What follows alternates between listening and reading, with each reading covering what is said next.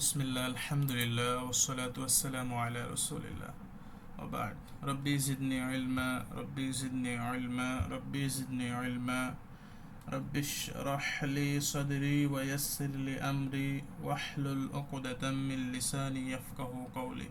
সম্মানিত উপস্থিতি, আজকের ক্লাসে আমরা যেটা শিখব সেটা হচ্ছে গত ক্লাসগুলোতে আমরা মোটামুটি বলা যায় যে চতুর্থ বিপরীত প্রকার পর্যন্ত শেষ করেছি।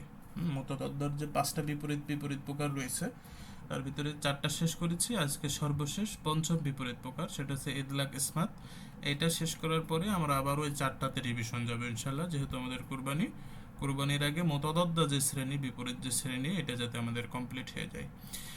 তো আজকের যে ক্লাসটা সেটা হচ্ছে ইদলাক ইসমাত। এটা খুব একটা ইম্পর্টেন্ট একটা বিষয়, সিফাতের ভিতরে একটা অন্তর্ভুক্ত নয়, এটা একটা গ্রামাটিক্যাল বিষয়। তো এটা একটু আলোচনা করে নিই, তারপরে আমরা আবারও রিভিশনে যাবো ইনশাল্লাহ। তো ইদলাক এবং ইসমাতের আলোচ্য বিষয় সেটা হচ্ছে হরফ দ্রুত এবং ধীর গতিতে উচ্চারিত হওয়া। হ্যাঁ, ফাস্ট এবং স্লো এক কথায় এটার হচ্ছে মূলত আলোচ্য বিষয় আর কি। তো ইদলাকের আমরা আসি, প্রথম যে বিপরীতের এই প্রকারটা সেটা হচ্ছে ইদলাক। তো ইদলাকের আবিধানিক অর্থ হচ্ছে জিহবা ও ঠোঁটের কিনারা বা শেষ প্রান্ত পিছলে যাওয়া, নড়াচড়া করা, তাড়াতাড়ি উচ্চারণ করা, সাবলীলতা ইত্যাদি, যেটাকে ইংরেজিতে বলা হয় কুইক। তো পারিভাষিক অর্থে ইদলাক এমন সিফাতকে বলে যার হরফগুলো জিহবা ও ঠোঁটের কিনারার মাধ্যমে কোনো রকম কষ্ট ও চাপ ছাড়াই হালকা ও দ্রুত গতিতে খুবই সহজে উচ্চারিত হয়। মানে এই হরফগুলো, ইজলাকের হরফ মোট 6টি, সেটা হচ্ছে ফা, র, মিম, নুন, লাম, বা। দেখেন, আপনি খেয়াল করেন, এই হরফগুলো জিহবার আগা নাই ঠোঁট একেবারে মুখের দ্বার প্রান্তে এই হরফগুলো উচ্চারিত হয়, যার ফলে এটার কোনো কষ্ট বা আপনার কোনো ধরনের একটু চাপ এটা প্রয়োগ হয় না। খুব কুইকলি, খুবই সহজভাবে, হালকাভাবে উচ্চারণ হয়। ফাররুমিন লোভ, এটার একসাথে এই যে এখানে সুন্দর করে দেওয়া আছে, ফাররুমিন লোভ, এটার হচ্ছে একত্রে মনে রাখার সূত্র। হ্যাঁ, তো এই হরফগুলো যখন আপনি উচ্চারণ করবেন, যেমন এখানে এক্সাম্পল দেওয়া রয়েছে কি, এখানে এক্সাম্পল দেওয়া রয়েছে র এর ক্ষেত্রে একেবারে জিহ্বার আগা, র, লাম, বা, আম, ফা, নুন। হ্যাঁ, আপনি যেটা উচ্চারণ না করেন না কেন একেবারে সহজভাবে উচ্চারণ হবে। এটার মূলত মূল বিষয়। এটা সাধারণত মাখরাজের স্থানের কারণে, অবস্থানের কারণে এটা কুইকলি উচ্চারণ হয়। কারণ যেটা একেবারে হাতের কাছে থাকে, নাগালে থাকে, সেটা তো আপনার সাধারণত আপনি যখন ওটা ধরবেন বা নেবেন, এটা স্বাভাবিক বিষয় যে ওটা নিতে বা আপনি ওই হাতের কাছের বিষয়গুলো আপনার নিজের কাছে নিয়ে আসতে একটু সহজে নিতে পারবেন। কিন্তু বাট যেগুলো দূরের কাছে থাকবে, কোনো কোনো কিছু যদি দূরে থাকে, তাহলে আপনাকে কষ্ট করে হেঁটে বা সেখানে যেয়ে নিয়ে আসতে হবে। তো এই যে সহজ আর কষ্ট, মানে হাতের কাছে, মানে এটা মাখরাজের একেবারে মুখের কাছে রয়েছে, একেবারে যেখান থেকে সাউন্ডগুলো আপনার বাহির হয় এই জায়গাটা রয়েছে, যার ফলে এইখান থেকে উচ্চারণ করতে খুব একটা কষ্ট হয় না। সেটা হচ্ছে ইদলাকের হরফ। এর বিপরীত হরফগুলো হচ্ছে ইসমাত। এর আবেদনিক অর্থ হচ্ছে নিষেধ করা, বাধা প্রদান করা, জমে থাকা, স্থির থাকা, হ্যাঁ, ধীর স্থিরভাবে আদায় করা, হ্যাঁ, এটাকে ইত্যাদি আর কি। ইংরেজিতে বলে এটাকে দা প্রভেনশন। তো পারিভাষিক অর্থে ইসমাত এমন সিফাতকে বলে যা উচ্চারণের সময় হরফগুলো তার মাখরাজের স্থান থেকে ধীর স্থির ও মজবুতের সাথে আদায় করতে হয়। কেননা তা ইদলাকের শহর উচ্চারিত, সহজভাবে যে উচ্চারিত হয়, যে ফাররুমিন লোভ, যেটা ফা, র, মিম, লাম, নুন, বা, এই হরফগুলোর মতো খুব সহজেই জিহ্বার আগা এবং ঠোঁটের আগা থেকে, কিনারা থেকে উচ্চারিত হয় না।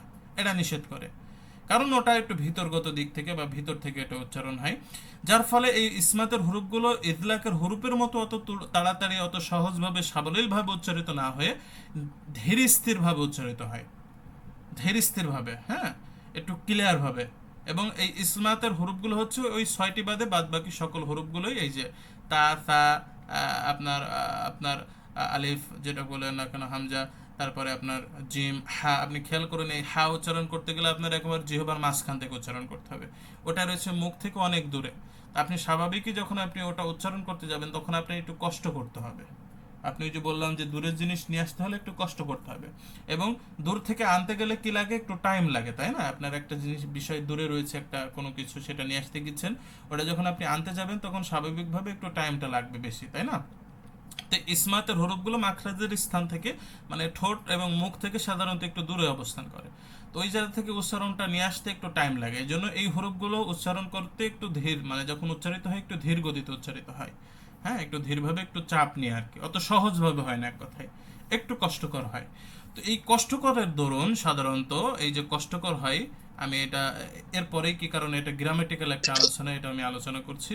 তো এখানে এই এই হরফগুলোকে মুসমাতা বলা হয়, একসাথে মনে রাখা সূত্র। এটা আপনি যদি করতে চান করতে পারেন, আকাশ তো জাদ্দান সাইয়া ঝাক্কান হাত্তাহু কিদ্দান শাহসেন বগতিন, হ্যাঁ এটা করতে পারেন, সমস্যা নেই। তো এইটা সাধারণত গ্রামাটিক্যাল কেন হয়েছে, তো এর কারণ আমি এখানে উল্লেখ্য যদি এখানে আলোচনা করে দিয়েছি, সেটা হচ্ছে ইদলাক এবং ইসমাতের সিফাত তাজবিদের কায়দার অন্তর্ভুক্ত নয়। এটা কিন্তু তাজবিদের একটা বিষয় নাই, বরং এটি আরবি ভাষা ব্যাকরণের অন্তর্ভুক্ত। কারণ এই শুধু ইসমাতের হরফগুলো দিয়ে, মানে এই ইসমাতের হরফগুলো বলতে এই যে এই আপনার এই বাদ বাকি এই হরফগুলো দিয়ে, এই হরফগুলো দিয়ে 4 অথবা 5 হরফ বিশিষ্ট শব্দ, 4 অথবা 5, 3 না, 3 থেকে 3, 2 বা 1 যেটা হোক না কেন এটা জায়েজ। কিন্তু 3-এর অধিক কোনো শব্দর মানে একটা শব্দের ভিতরে, হ্যাঁ, যেমন আপনার হচ্ছে যদি ধরি যে আপনার ঝালঝালা, হ্যাঁ ঝালঝালা বা আতারা, এটা চারটা শব্দ, বা আইন তা র, ঝালঝালা ঝালাম ঝালাম, তাই না, 4টা শব্দ আছে। তো এমন শব্দ যদি হয় বা 5টা শব্দ হয়, আরবিতে 7টা শব্দ, 7টা হরফ নিয়ে একটা শব্দ গঠিত হয়, হ্যাঁ। তো যাই হোক, 4 থেকে না যতই হোক না কেন, এমন হরফ বিশিষ্ট শব্দ যদি আপনি বানাতে চান, তাহলে এই আপনি এই ইজলাকের হরফ দিয়ে, মানে সরি ইসমাতের হরফগুলো দিয়ে বানাতে পারবেন না। মানে আপনি 3-এর অধিক, 4 অথবা 5 অথবা 6, 7 যাই হোক না কেন, যদি আপনি এই ইসমাতের হরফগুলো দিয়ে বানান তাহলে বানাতে পারবেন না। এটা আরবি ভাষায় নিষেধ, সাধারণত হয় না। হুম অর্থাৎ এই হরফগুলো দিয়ে আরবি 4 অথবা 5 হরফ বিশিষ্ট কোনো শব্দই হবে না, হ্যাঁ। তাতে কোনো না কোনো ইজলাকের হরফ থাকতেই হবে, বুঝতে পেরেছেন? না হলে কিন্তু সেই শব্দটা ভুল হবে। মানে আপনি যদি এই হরফ দিয়ে 4টি কোনো হরফ বা 5টি হরফ বানান, তাহলে সেটা কিন্তু আরবি ভাষায় হবে না। কারণ আরবি হরফের ভিতরে 4 শব্দ রয়েছে অথবা 5 হরফ বিশিষ্ট কোনো শব্দ রয়েছে, সেখানে আপনার ওই এই যে আপনার হচ্ছে এই 6টি হরফ নাই, মানে ইদলাকের, সেটা কিন্তু নাই। যেমন আপনি যদি পড়েন ঝালঝালা, এই যে পড়লাম একটু আগে, এখানে কিন্তু লাম রয়েছে। বা আসারা, হ্যাঁ বা আসারা, এই যে এখানে তা র, এই যে র রয়েছে, এই যে র, মানে কোনো না কোনো হরফ পাবেন আপনি যদি 3-এর অধিক চলে যায়, হ্যাঁ যেটাই পড়ুন না কেন, এই এই আরবি হরফে আপনার কি হয়ে যাবে, এই 3-এর অধিক গেলেই 4 অথবা 5 হরফে বিশিষ্ট হরফে এই 6টি হরফ ওর ভিতরে পাবেনি। কারণ কি, যে আপনি এই আরবি হরফগুলো, এইটা যদি আপনার না থাকে, এই হরফগুলো না থাকে, তাহলে কিন্তু খুবই কষ্টকর হয়ে যাবে উচ্চারণ করা, যদি ওই শুধু ইসমাতের হরফগুলো থাকে। আপনি খেয়াল করুন, যেমন আরবিতে একটা শব্দ রয়েছে হচ্ছে আস, আস, দুইটাই আইন আর সদ, আস আস, আস আস উচ্চারণ করতে যান, এটা কিন্তু আরবি শব্দ রয়েছে। তবে এটা কিন্তু মূলে আরবি নয়, মূল হরফটি আরবি নয়। মানে আমাদের যেমন বাংলা ভাষায় বিভিন্ন শব্দ থেকে বাংলা ভাষাটা সব মানে ভাষা থেকে এটা বাংলা ভাষা সমৃদ্ধি পেয়েছে। যেমন আরবি ভাষা আছে বাংলার ভিতরে, ইংলিশ আছে, উর্দু আছে, ফার্সি আছে, সংস্কৃতি আছে, এই যে বিভিন্ন ভাষা থেকেই বাংলা ভাষাটা সমৃদ্ধ হয়েছে। তো আরবির ভিতরেও বিভিন্ন, যেমন আরবির ভিতরেও আপনার বলা যেতে পারে যে গ্রিক ভাষা রয়েছে, হ্যাঁ আপনার এমন অনেক অন্য ভাষা থেকে যেগুলো আসছে, যেমন একটা আস আস শব্দ আমি বললাম, এটা কিন্তু অন্য ভাষা থেকে এখানে প্রবেশ করছে, যার ফলে এইটা কিন্তু উচ্চারণ একটু কঠিন। কিন্তু আরবি কিন্তু মূলত এই শব্দ ইউজ হবে না। যদি কোনো শব্দ আরবি হয়, তাহলে ওই হরফের ভিতরে যদি 4 হরফ বা 5 হরফ বিশিষ্ট হয়, তাহলে এর ভিতরে যে কোনো একটা না একটা হরফ থাকবে, খেয়াল করবেন। মানে কোনো শব্দ যদি 4 অথবা 5 অথবা 6 অথবা 7, 4-এর উপরে যদি কোনো হরফ বিশিষ্ট একটা ওয়ার্ড হয়, তাহলে ওই হরফের ভিতরে এই 6টি হরফের একটি হরফ থাকাই লাগবে। 2টাও থাকতে পারে, 3টাও থাকতে পারে, কিন্তু এর ভিতরে থাকতে হবে। মানে যদি 4 হয় তাহলে এটা থাকতেই হবে, আরবি হরফ হতে হলে। যদি না থাকে তাহলে ওটা কিন্তু আরবি হরফ না, মনে রাখবেন যে ওটা অন্য ভাষা থেকে আরবি ভাষায় প্রবেশ করছে। যেমন আস আস শব্দ আপনি উচ্চারণ করতে চান, খুব কঠিন। তো আরবিতে এই 4 অথবা 5 হরফের ভিতরে এটা থাকে, এবং এটা থাকলে আপনার উচ্চারণটা অটোমেটিকলি সহজ হয়ে যাবে, কারণ এর সাথে একেবারে মুখের ডাইরেক্ট কানেক্ট, দ্রুত উচ্চারিত হয়। কিন্তু সবই যদি একেবারে স্মার্ট হরফগুলো আপনি ইউজ করেন, তাহলে কিন্তু ওইটা উচ্চারণ করতে খুবই টাফ হয়ে যাবে, কষ্টকর। এই জন্য আরবিতে এটা ইউজ হয় না। আরবি কোনো এমন কোনো শব্দই নেই যেখানে ওই সব 6টি শব্দ নেই, বুঝতে পারছেন? তবে যদি থেকে থাকে সেটা কি অন্য ভাষা থেকে আসছে। তো এই জন্যই এটা সাধারণত আপনার মুহাক্কিকুন বলেছেন যে এই সিফাতের 2টা প্রকার মূলত আরবি ব্যাকরণের দিক থেকে। কারণ ওই যে বললাম যে এই হরফগুলো যদি 4 অথবা 5 বা 6 হরফ বিশিষ্ট হয়, তাহলে ইসমাতের হরফগুলোতে হবে না, আপনার ওর ভিতরে কোনো না কোনো ইদলাকের হরফগুলো থাকতেই হবে, বুঝতে পেরেছেন? এটাই হচ্ছে মূলত আমাদের ইদলাক এবং ইসমাতের আলোচনা ছিল। তবে এর যে একটা মাখরাজের বিষয় রয়েছে সেটা হচ্ছে যে এটা সিফাতের দিক থেকে যদি ধরি তাহলে আমাদের বুঝতে হবে যে ফাররু মিল্লেও এই ইদলাকের 6টি হরফ একটু দ্রুত গতিতে উচ্চারণ হয় মুখের একেবারে গোড়া থেকে নিয়ে, মানে মুখের দ্বার প্রান্তে কিনারা থেকে, আর বাদ বাকি হরফগুলো ভিতর থেকে উচ্চারণ হয় বলে এটা একটু ধীর স্থির ভাবে, মানে দ্রুত এবং ধীর, এইটা আমরা এখানে বোঝাতে পারি আর কি। বুঝতে পেরেছেন? তবে এর মূল যেটা উদ্দেশ্য, সেই মূল উদ্দেশ্যটা হচ্ছে যে গ্রামাটিক্যাল একটা বিষয়। ক্লিয়ার? আচ্ছা, এই বিষয়ে কি আপনাদের একটু যারা গ্রামার পড়েনি বা যারা একটু গ্রামার বোঝে তারা একটু বুঝতে পারে কোনো বিষয় অস্পষ্টতা লাগছে কিনা আমি আবারও বুঝাই দিব। ইজলাক এবং ইসমাতের যে গ্রামাটিক্যাল বিষয় আপনাদের কি একটু কষ্ট বা বুঝতে কোনো সমস্যা হচ্ছে কিনা জানাবেন।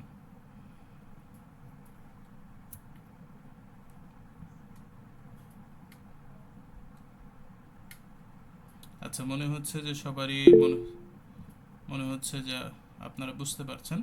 তাহলে আর কোনো সমস্যা নেই। তো আমরা আজকে যেটা পড়বো বা এখন আমরা যেটা করব সেটা হচ্ছে সিফাতু গয়রে মুতাদাদ্দা। এটা আমরা ইনশাআল্লাহ নেক্সট, মানে আমাদের একেবারে কুরবানির পর, আমাদের এই সপ্তাহে ছুটি থাকবে, কুরবানির ছুটি, গয়রুল মুতাদাদ্দার যে প্রকারগুলো রয়েছে আমরা সেটা ওই কুরবানির পরের ক্লাস থেকে শুরু করব। এটা হচ্ছে বিপরীতহীন প্রকার। আসসালামু আলাইকুম রহমতুল্লাহ। ওয়ালাইকুম আসসালাম ওয়া রাহমাতুল্লাহ। জি মামুন ভাই, জি আপনি মনে হয় কিছু জি বলতে যাচ্ছিলেন, আপনার শোনা যায়নি আগের কথা। জি ওই আমি তো একটু মানে সালাতে ছিলাম, ওইটা সংক্ষিপ্ত আকারে যদি আপনার মতো করে বলতেন আর কি।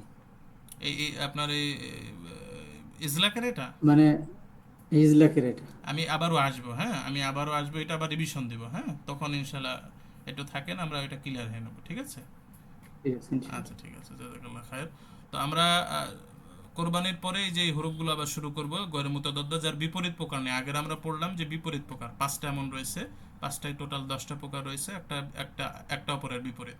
এটার কোনো বিপরীত এমন কোনো সিফার নেই, এটা মূলত 9টি, বিভিন্ন বইতে 7টি আছে, 8টি আছে, এখানে আমি সর্বোচ্চ যেটা আছে সেটা দেওয়ার চেষ্টা করেছি। তো এই নামগুলো আপনার মেমোরাইজ করে রাখবেন, হ্যাঁ ঠোঁটস্থ করে রাখবেন। সফির করকলা নিন হরাব তাকরাত তাফাশিস্তে তলা খাফাগুন্না, হ্যাঁ এগুলো বিস্তারিত এইভাবেই ঠিকই আলোচনা রয়েছে পিকচার দিয়ে, আপনাদের জন্য সহজ হবে। তো আজকে আমরা যেটা করব, যেহেতু আমরা অটোমেটিকলি এই গত ক্লাসগুলোতে আমরা অনেক সিফাত পড়ে ফেলেছি, আজকে আমরা পড়লাম ইজলাক ইসমাত, আমারও আসবো। তবে আমরা আজকে একটু আবারও সিফাতের রিভিশনটা দিয়ে নেব ইনশাল্লাহ, হ্যাঁ যেহেতু অনেকের কাছে সিফাতটা নতুন, অনেকে আবার নতুন জয়েন করেছেন, হ্যাঁ তো সিফাতটা যেহেতু আমরা কিছু প্রকার পড়েছি এবং বিশেষ সিফাতের বিষয়টা সকলের কাছেই নতুন। মামুন ভাই কিছু বলতে চাচ্ছেন? হ্যালো। আচ্ছা, আপনার কথা আসছে না আমাদের এখানে, হ্যাঁ মামুন ভাই আপনার কথা আসছে না।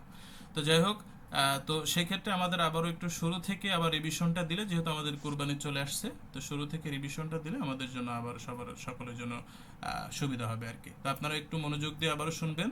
আমাদের রমাজানের এই কুরবানির আগে এটা আমাদের শেষ ক্লাস। তো মোতাদদ্দা এটাই শেষ আলোচনা হয়ে যাবে, আপনারা একটু ভালো করে এই ক্লাসটা একটু ফলো নেবেন ইনশাল্লাহ।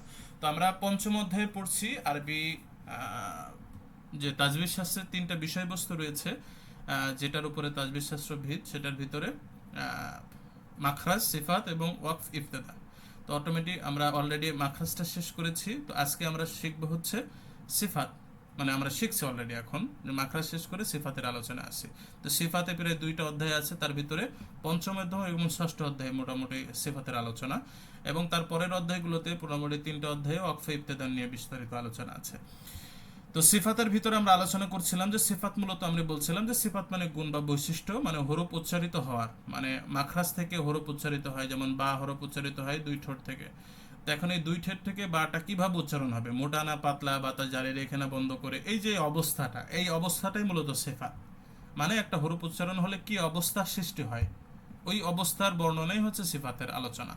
তো এই সিফাত খুব ইম্পর্টেন্ট একটা বিষয়, সিফাত না থাকলে এই হরফটা পুরোপুরি নষ্ট হয়ে যায়, আমরা বলেছি, এর গুরুত্ব নিয়ে বলেছি। তো এই সিফাত প্রধানত 2 প্রকারে আলোচনা করেছিলাম, খেয়াল রাখবেন সিফাত প্রধানত একেবারে মূল দিক থেকে 2 প্রকার। একটা হচ্ছে সিফাতুল আসলিয়া। উস্তাদ, এই 1 নম্বর সিফাত আমি পড়া দিতে চাচ্ছিলাম। আচ্ছা, আপনার ওই পড়াটা আমরা লাস্টে নিব, হ্যাঁ আমি রিভিশনটা নিয়ে নিই, ক্লাসের শেষে আপনি দিয়ে নিন ইনশাল্লাহ, হ্যাঁ। আচ্ছা, তো কোথায় ছিলাম, হ্যাঁ সিফাতের যে প্রধান যে 2টা প্রকারের, 1 নম্বর হচ্ছে সিফাতুল আসলিয়া, 2 নম্বর হচ্ছে সিফাতুল আরদিয়া। তো আসলিয়া সিফাত কি? আসলিয়া সিফাত হচ্ছে যেই সিফাতগুলো হরফের ভিতরে অল টাইম সব সময় বিরাজমান থাকে, কোনো সময় যায় না, স্থায়ী সিফাত। এবং যেটা উচ্চারণ না করলে হরফের অস্তিত্বই নষ্ট হয়ে যায় সেটাকে আসলিয়া সিফাত বলা হয়। আর আরদিয়া সিফাত হচ্ছে যেই হরফগুলো উচ্চারণ করার সময় মানে যে হরফগুলো, যে সিফাতগুলো সবসময় হরফের ভিতরে থাকে না, কারণ ভেদে আসে, করণ ভেদে চলে যায়, এই সিফাতকে বলা হয় আরদিয়া, মানে অস্থায়ী সিফাত।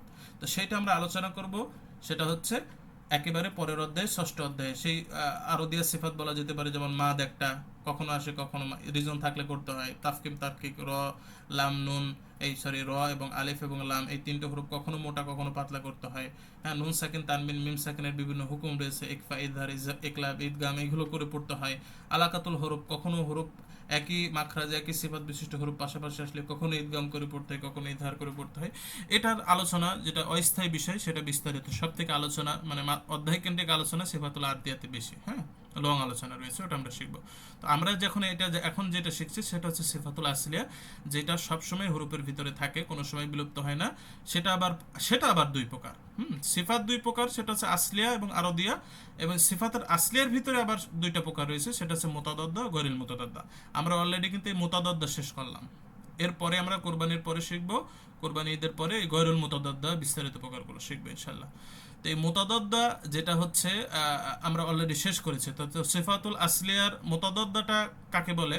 মুতাদাদ্দা মানে এটা এমন একটি আসলিয়া সিফাত যার বিপরীত সিফাত রয়েছে। এখানে বিস্তারিত প্রচারে রয়েছে, মানে প্রকারের ভিতরে আপনার পরিচয় রয়েছে, আমরা এটা একটু পরে আলোচনা করব। তো সিফাতুল মুতাদাদ্দা যার বিপরীত সিফাত রয়েছে, আর গয়রুল মুতাদাদ্দা, গয়ের মানে নেই, মানে ওর ওর এগেইনস্ট আর কি, মানে যার কোনো বিপরীত নেই আর কি, একা একা আর কি, সেটাই। তো মুতাদাদ্দা মানে এমন শ্রেণী যার কোনো বিপরীত বিপরীত প্রকার রয়েছে, মানে এগেইনস্ট প্রকার। যেটা বলতে আমি যদি বলি যে আপনার কোনো দল যদি খেলে, তাহলে ওই দলের প্লেয়ার এই দলে থাকবে না, এই দলের প্লেয়ার ওই দলে থাকবে না। যেমন কোনো হরফ যদি বাতাস জারি থাকে, হ্যাঁ, তাহলে ওই হরফে বাতাস বন্ধটা থাকতে পারবে না, জারিটাই থাকবে। মানে একটা থাকলে ওইটা থাকতে পারবে না, হয় বাতাস বন্ধ নয় জারি। এই যে বাতাস বন্ধ এবং জারি রাখা, এই যে বিপরীত প্রকার, এটাকে মুতাদাদ্দা শ্রেণী বলে। তো এমন প্রকার রয়েছে হচ্ছে টোটাল বলা যেতে পারে যে 10টি মুতাদাদ্দা শ্রেণীর, যার মানে বিপরীতের দিক থেকে 5টি আর কি, 5টি শ্রেণী, অপর 5টির বিপরীত। হ্যাঁ, তো সেই দিক থেকে 5টা বিপরীত, যেমন হামজাহর একটা বিপরীত, সিদ্ধা রেখা একটা বিপরীত, ইস্তেলা এবং ইস্তেফাল একটা বিপরীত, এতবাক এবং ইনফেতা একটা বিপরীত, ইদলাক এবং ইসমাত একটা বিপরীত। তো সিদ্ধা এবং রেখার ভিতরে একটা মাঝামাঝি রয়েছে, সেটা আমরা আলোচনা করবো ইনশাল্লাহ। তো সেই দিক থেকে এটা 10 প্রকার। যদি আমরা তাআসসুদ ধরি তাহলে টোটাল 11 প্রকার। হ্যাঁ, তো অটোমেটিক আমরা অলরেডি এটা শেষ করেছি। তো আমারও আবার করি যে এর ভিতরে একটু খেয়াল রাখবেন, বিশেষ করে হামস জাহর এই বিপরীত প্রকারটা, ইস্তালা, ইস্তেফাল এবং সিদ্ধা রাখওয়া, এই 3 শ্রেণীর বিপরীত প্রকারে টোটালে যে 6-7টা প্রকার রয়েছে, মূলত এই মুতাদাদ্দা শ্রেণীর এই প্রকারগুলোই মূলত আপনার সব থেকে ইম্পর্টেন্ট। ইদবাক, ইনফেতা, ইদলাক, ইসমাত খুব একটা ইম্পর্টেন্ট না, এটা অটোমেটিকলি হয়ে যায় মাখরাজের কারণে। কিন্তু এই 3টা বিপরীত প্রকারের সিফাত যদি আপনারা না দেন, হ্যাঁ, শব্দের ভিতরে প্রয়োগ না করেন, তাহলে কিন্তু হরফের মূল অস্তিত্ব কিন্তু নষ্ট হয়ে যাবে। মানে বিশেষ করে এইটা বাধ্যতামূলক করা লাগবে। ঠিক আছে, আপনাদের এই সিফাত আমি আবারও এখন রিভিশন দিব। তো আপনারা একটু, আমি 1 মিনিট বিরতি নিচ্ছি ক্লাসের, আমার একটু খেয়াল ছিল না। তো আপনারা একটু আলোচনা করতে পারেন, খোঁজ গল্প করতে পারেন। আমি 1 মিনিট আসছি, এরপরে আমরা এই সিফাতের প্রকারগুলো আমরা আবার আলোচনা করবো ইনশাল্লাহ। জি, সালাম আলাইকুম।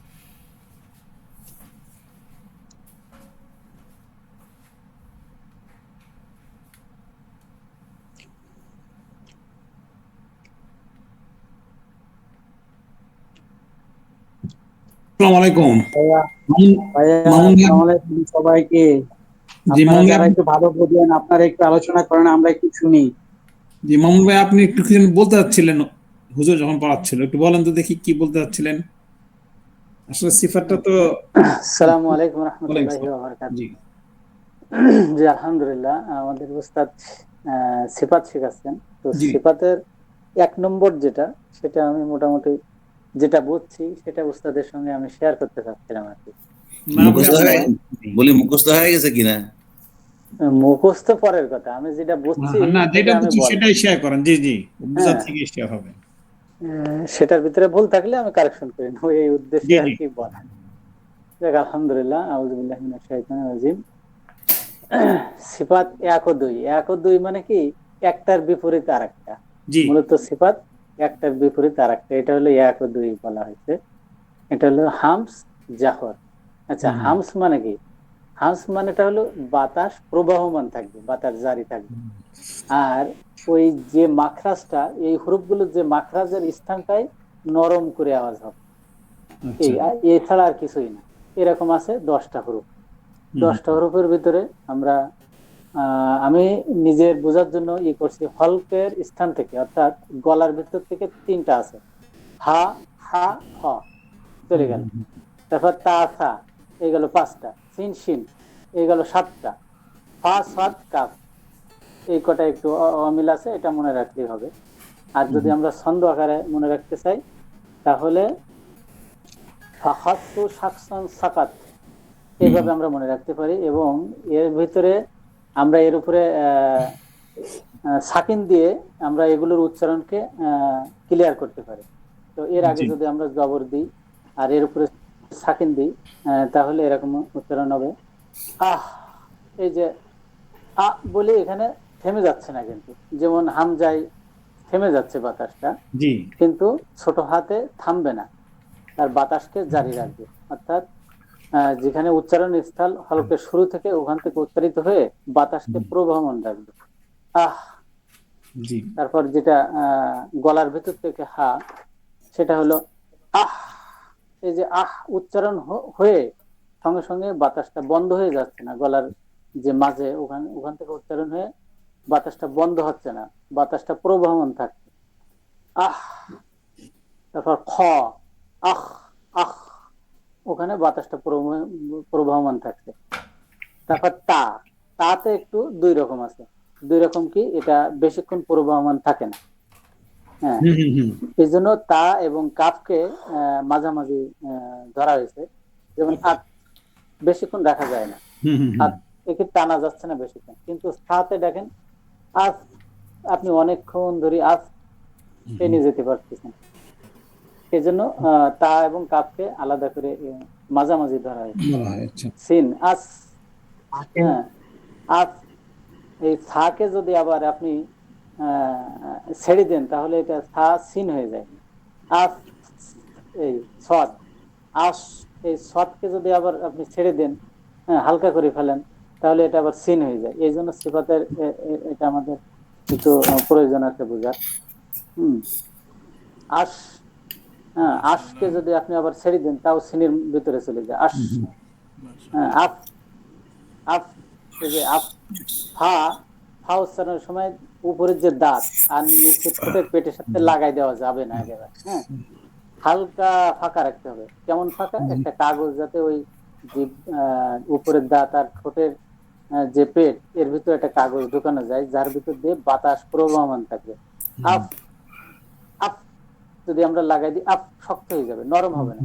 তাহলে আমরা বলছিলাম মাখরাজের স্থান থেকে নরম করে এবং বাতাসও জারি রেখে, সেটা হলো হাম। তাহলে আফ, এটা বাতাস, আমরা অনেকে উচ্চারণ করলে আফ, এটা হবে না। আফ, বাতাসকে একটু রেখে দিতে হবে, জারি রাখতে হবে। আস, হ্যাঁ, আস। এই যে সদ, সদ এটা কিন্তু আপনি বন্ধ করে রাখতে পারবেন না ইচ্ছা করলেও। আস মানে জোর হবে, মানে কষ্ট হবে বন্ধ করে রাখতে, একে প্রবহমান রাখতে হবে, আস। একে যদি আবার আপনি জিহ্বাটাকে উঁচু না করেন, তাহলে এটা সিনের পর্যায়ে চলে যাচ্ছে, আস। হ্যাঁ, এই জন্য ওগুলো উস্তাদ পরবর্তীতে বলবেন যে এই যে জি জি পরবর্তীতে যেগুলো ইস্তেলা, হ্যাঁ, ওইগুলোর ভিতরে আসবে আর কি। আচ্ছা, জি এইভাবে মাশাআল্লাহ। বুঝছি, এটা আমি উস্তাদের জি কাছে মাশাআল্লাহ, আব্দুল্লাহ বলতে মামুন ভাই চাচ্ছিলাম আর অনেক কি, যেটা সুন্দর করে বলেছেন। জি মাশাআল্লাহ, হামস উস্তাদ বুঝালেন শুনছেন সিফাতকে, নাকি? জাযাকাল্লাহ খায়ের। তো কাফতার ব্যাপারে আমি বলবো না, আব্দুল্লাহ ভাই এটা একটু বলেছেন, হ্যাঁ, তবে একটু একটু কাফ ব্যতিক্রম এবং আছে। তা, এটা একটু এই ব্যতিক্রম। দুইটার বিষয় আচ্ছা, একটু আমরা এটা শুরু ব্যতিক্রম করে আছে। নিই। হ্যাঁ, এটা হচ্ছে আমরা জি, এখন শুরু করি আলহামদুলিল্লাহ। প্রথম বিপরীত প্রকার। 10টা প্রকারের বিপরীত প্রকার রয়েছে 5টা আর কি, যেহেতু দুইটা দুইটা করে বিপরীত। তো জি প্রথম বিপরীত প্রকারে হামজাহর, যার আলোচ্য বেশি, আলোচ্য বিষয় খেয়াল রাখবেন যে হামজাহর মানে বাতাস নিয়ে কানেক্ট, বাতাস শ্বাস প্রশ্বাস, একটাই জারি থাকবে, একটাই থাকবে না। তো সেই জারি থাকাটাই হচ্ছে হামস, যেটাই বাতাস শ্বাস প্রকাশ কি থাকবে, বিদ্যমান থাকবে, জারি থাকবে উচ্চারণের সময়। ঠিক আছে, নিঃশ্বাস চলমান থাকে, এটাকে বলা হয় হামস। তো আমরা আবিধানিক অর্থ দেখবো না, পারিভাষিকটা দেখবো। মানে যেই সিফাতের হরফগুলো উচ্চারণ করার সময় নিঃশ্বাস, শ্বাস, প্রশ্বাস এগুলো কি থাকে, উচ্চারিত থাকে, মানে জারি থাকে আর কি, প্রবাহমান থাকে এক কথায়, সেটা হচ্ছে হামস। তো এই হরফগুলো হচ্ছে টোটাল 10টি। হ্যাঁ, ফা, হা, সা, হা, হা, শা, খ, সদ, তারপরে সিন, কাফ, তা। তো এই 10টির ভিতরে সবসময় একটা বিষয় খেয়াল রাখবেন, যে 10টির ভিতরে মূলত 8টি হরফ, মানে ফা থেকে নিয়ে এই সিন পর্যন্ত এই 8টি হরফ। আপনারা একটু মিউট করে দেন, হ্যাঁ, সাউন্ড আসছে, মিউট করে দেন, সকলে একটু মিউট করে দেন।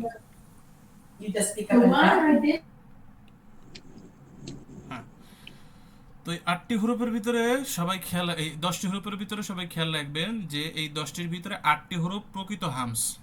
হামসের যে বৈশিষ্ট্য, যে মাখরাজের স্থানে নরম ভাবে লাগে, এই কিন্তু এই মূলত এই 5টি হরফ।